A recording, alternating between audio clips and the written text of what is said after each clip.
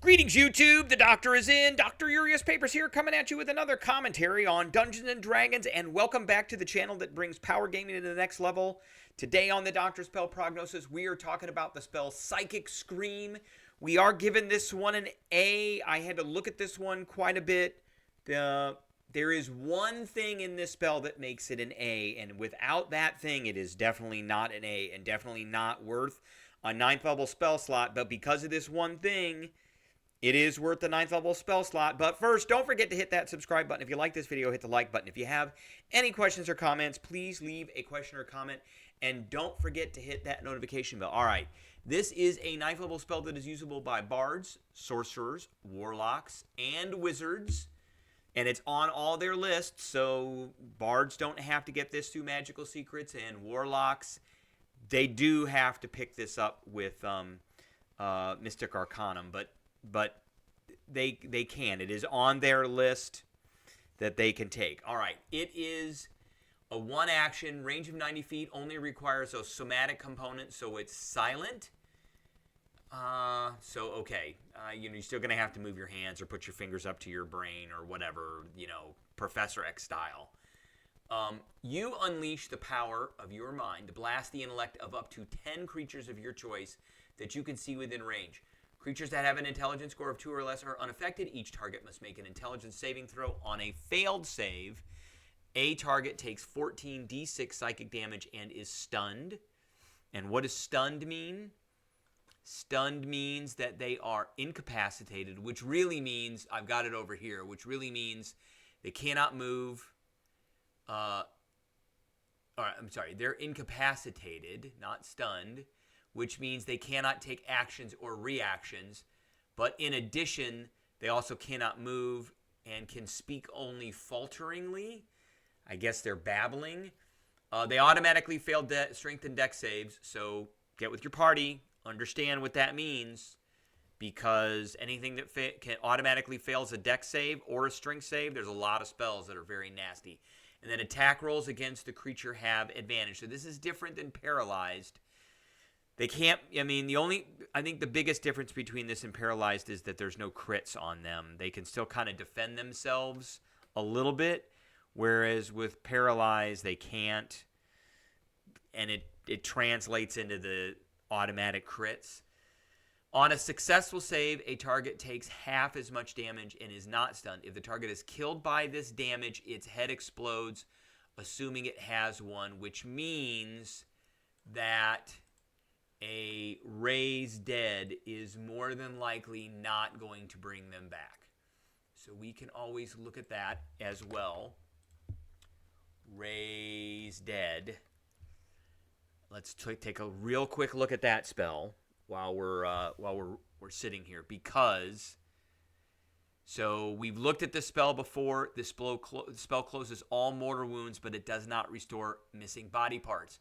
So if you were going to raise them up, they would still be missing their head. So you have to go one step above, which is resurrection.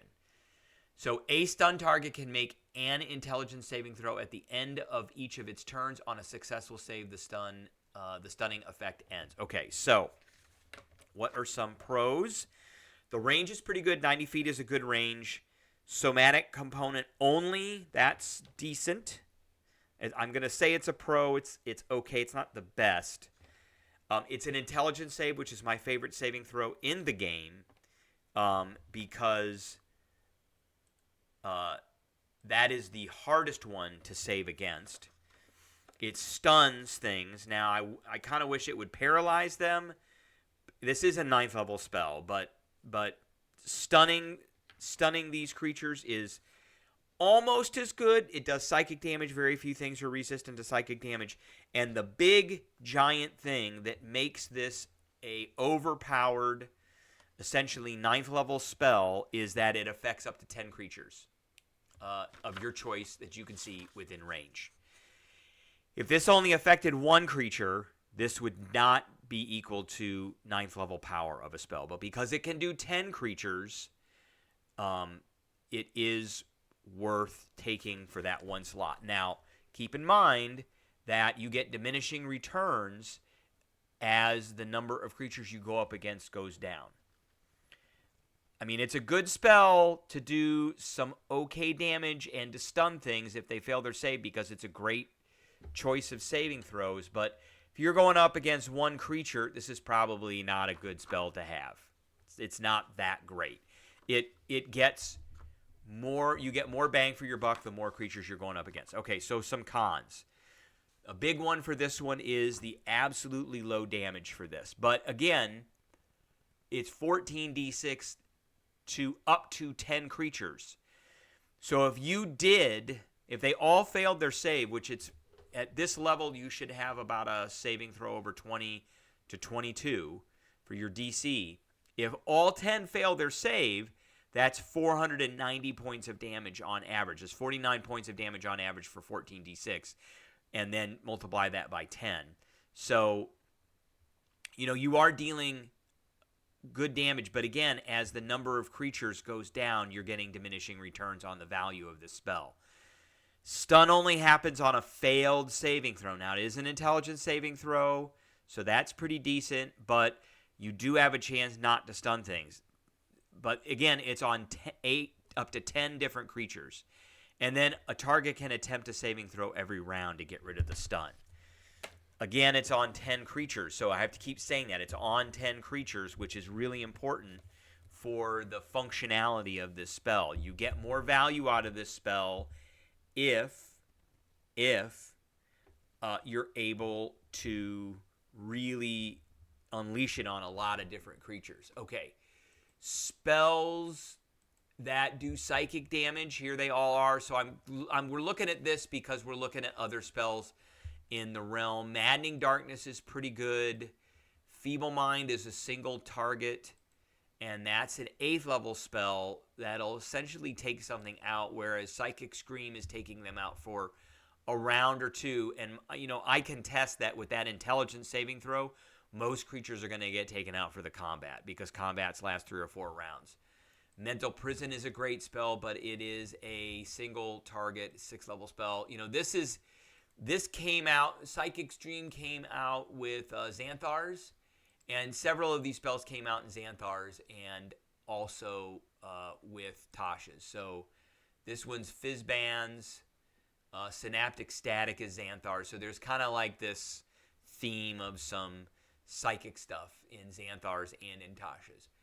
What kind of bard do I like? Of course, I like College of Eloquence with this, because we get the unsettling words. That'll make that saving throw for at least one creature very hard. Now, as far as bards go, I do want to look at what choice of spells bards have for 9th level. And I think it's actually pretty good.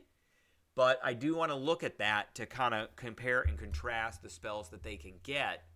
So they get Foresight, Mass Polymorph, which we've gone over, Power Word Heal, Power Word Kill, Psychic Scream, and True Polymorph. So if you wanted a spell that's going to affect a lot of stuff and really kind of shape the battlefield for a lot of different creatures, Psychic Scream is probably the one you can go for. But Mass Polymorph is a transform up to 10 creatures with a wisdom saving throw. That one is pretty nasty as well. And we've gone over that one. That one is a really nasty spell. But Psychic Scream will stun up to 10 creatures as well. So, I mean, if they're stunned or they're turned into frogs. And if you hit them while they're stunned, it's not gonna snap them out of it. So, stunned or frogs. You take your pick. So I like College of Eloquence bards for the unsettling words. For the sorcerer, Aberrant Mind, they get some extra spells. They have this telepathic speech. If they cast spells off the list, they can cast them by expending a spell slot or spending sorcery points. Okay. And if you cast the spell using sorcery points, but it's not this spell. You're not doing that. You have psychic defenses. So there's nothing here that really kind of shapes or changes or adheres to these spells. I do like Wild Magic. I always like the Wild Magic Sorcerer because of Bend Luck. That's a great one. You can subtract from some saving throws. The sorcerer can heighten this spell too, so one creature in that whole thing gets a penalty to their save, or they do it at disadvantage. So this is a good one. For the wizard, of course, I like School of Divination because of the 3 portent dice you're going to get. So 1 or 2 creatures are probably going to automatically fail because you decide that they're going to fail. So, those are good things too. So all in all, this is not a bad spell because it affects up to 10 creatures. But you do have to understand the diminishing returns that you get for it in its value as the number of creatures you're going up against goes down. All right, that is what I got for everybody today. I appreciate everybody tuning in, and I will catch everybody later.